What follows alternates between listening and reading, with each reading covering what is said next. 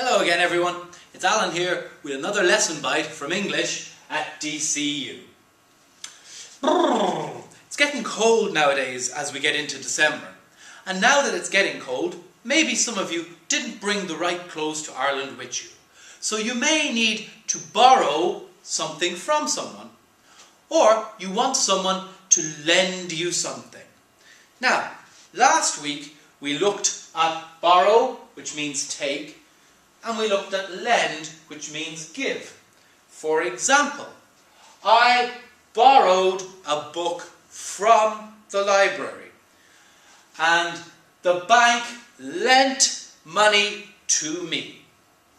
However, there is a little bit of a difference if you need to ask somebody about borrowing or lending. And I want to look at that today. Let's look at borrow. When you're asking if you can borrow something, here's the way we do it. We use the question word can plus the subject I, the verb borrow, and the object a hat. It's cold. Can I borrow a hat?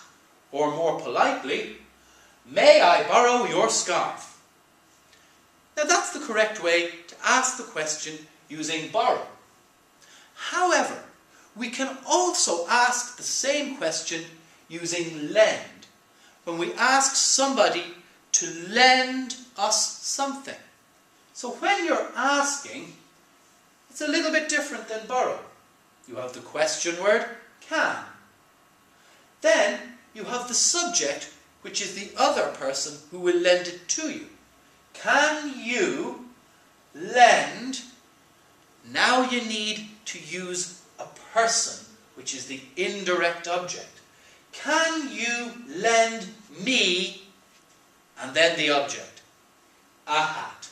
So, excuse me, can you lend me a hat?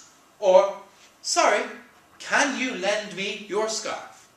And then, of course, you say, thank you very much. Put on your scarf and walk away warmly. Okay, thanks. See you next week.